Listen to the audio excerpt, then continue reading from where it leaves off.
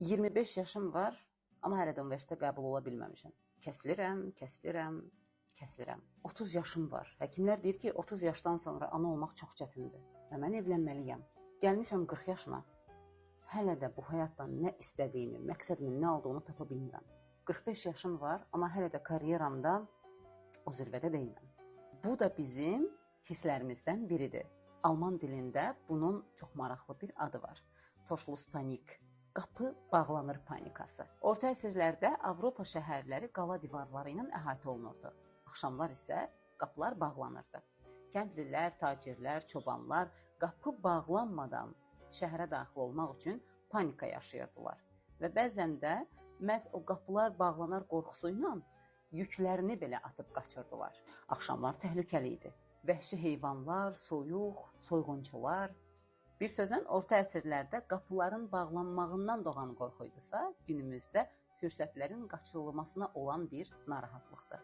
Elə bu hissin özünün də kökündə müxtəlif hisslər var. Məsələn, qorxu. İndi eləməsəm, bir daha heç vaxt olmayacaq. Təəssüf. Kəşki daha öncə eləsəydim. Və sıxıntı. Ən qısa zamanda seçməliyəm, həll eləməliyəm, amma nəyi və hansını seçəcəyimi bilmirəm.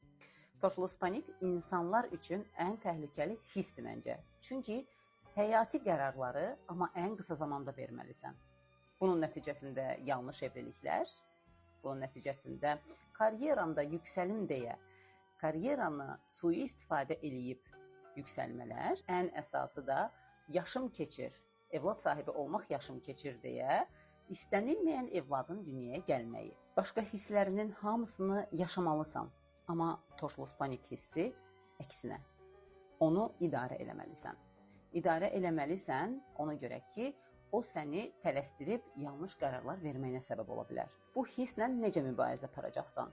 Birinci sırada öz həyat tempini qəbul elə.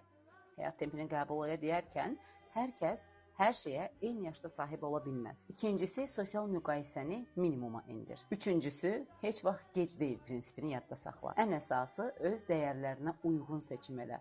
Zamana qarşı yarışma.